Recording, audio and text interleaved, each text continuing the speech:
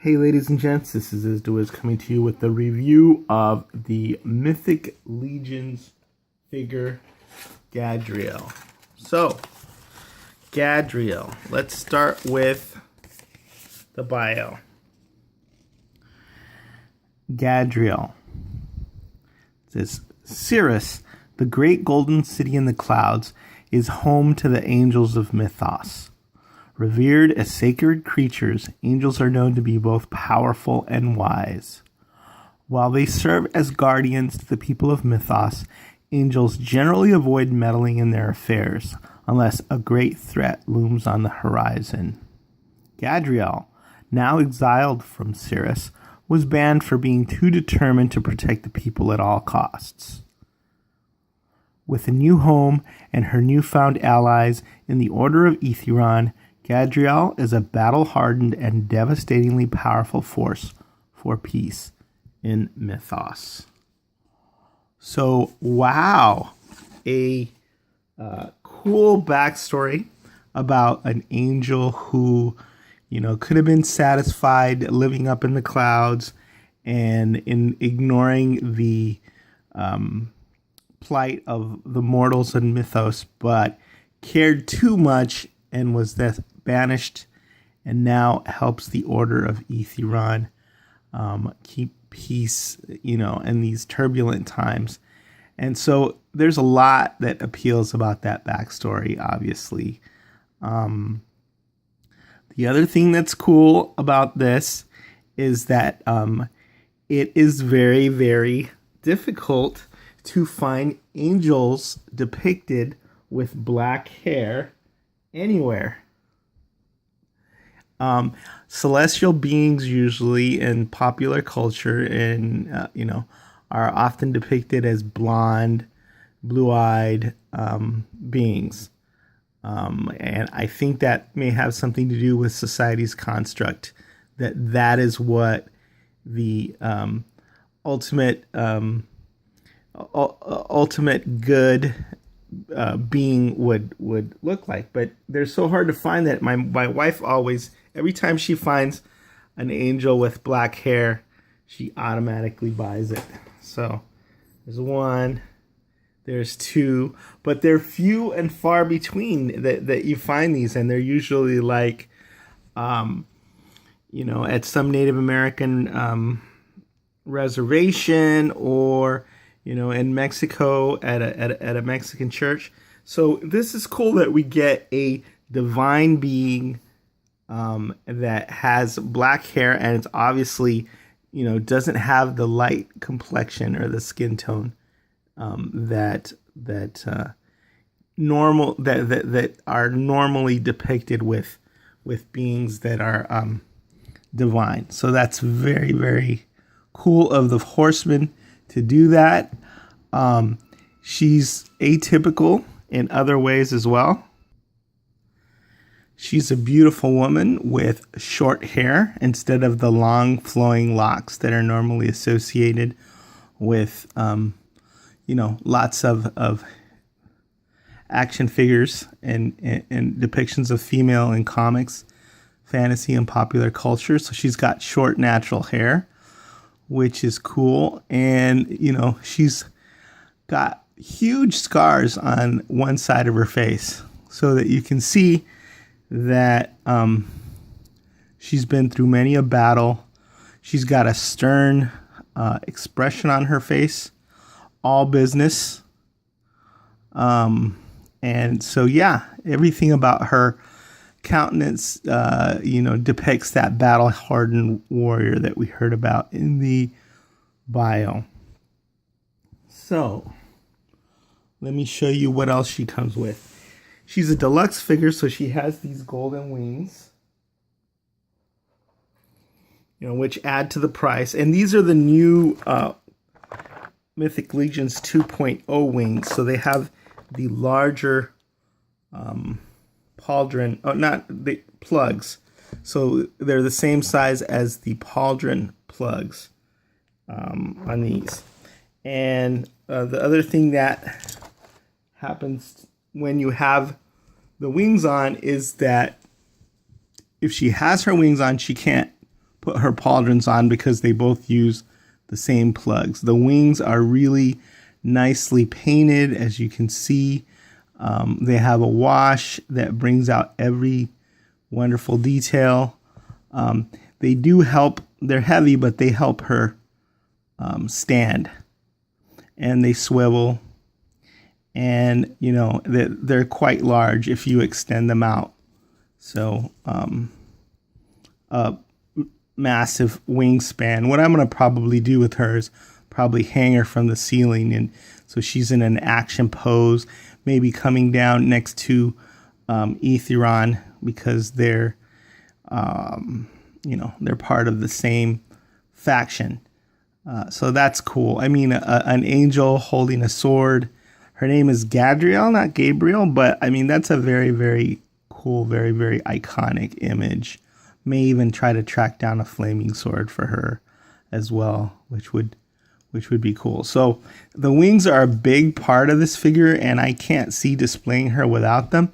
But if you decide that you want to put the pauldrons in, then you have more of a standard female knight buck. And she's, she looks like that with her unhelmeted head. Okay.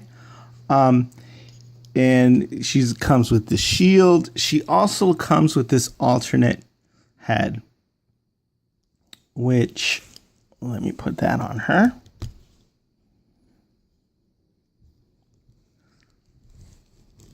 I don't know what this particular helm is called, but to me, it kind of looks a little bit like a duck.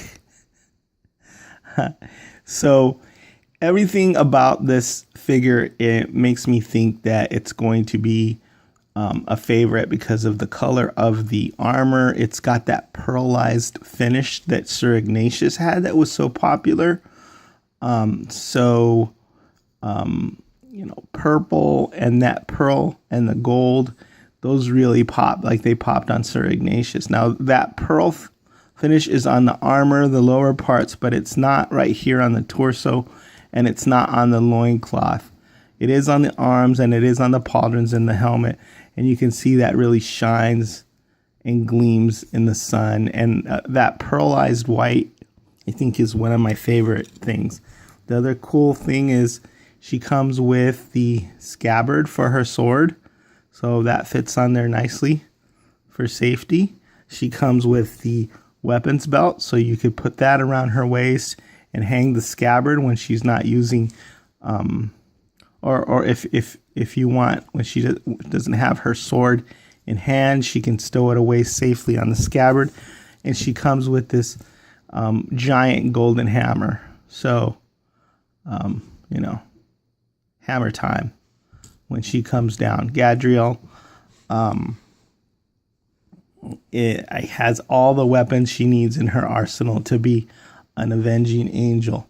Now, here's the head close up. I'm hoping that the light will focus in on those scars on the face. The scars are a little bit lighter. But one of the things that this made me think about was all the different shades of skin tone, African skin tone, that the Four Horsemen have brought us in Mythos. Of course, there's no Africa in Mythos because it's a fantasy land. But when I was reviewing Calavius at Super Dad's house, we were talking about whether or not you could just, because we don't know what Calavius' face looks like, whether or not you could just substitute Otho's head on there. And I was right. I didn't have Otho handy, but those skin tones don't match up. So I think, see, if you pop Calavius' head off and you pop Otho's head off, and hold on. I really have to start working my fingers out so I get stronger here.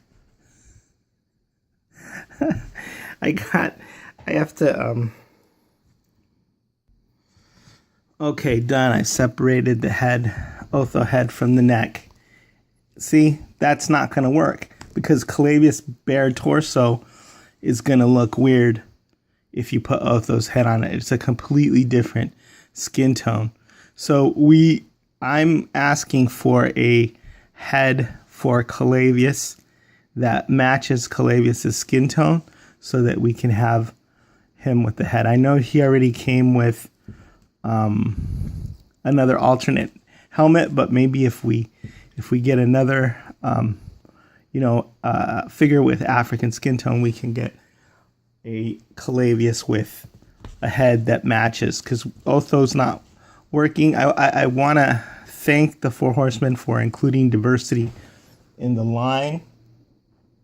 As you can see, Hera Serpentspire, she also has a very different skin tone.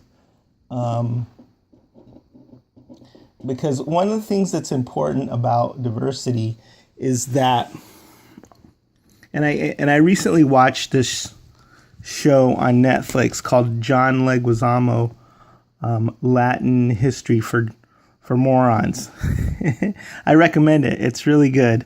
But he said that the thing about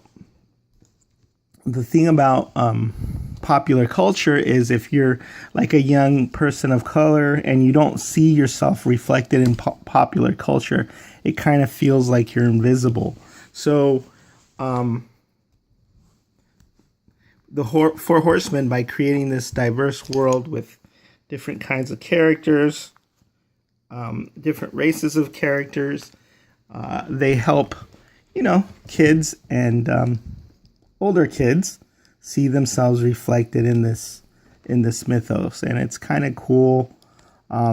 They took a risk when they made this 2.0 line by making it so female centric, because the prevailing wisdom was that female figures don't sell and that it would, fail. Because of that, female figures, of course, don't sell in the amounts or in the ranges that the male figures sell generally on the shelves.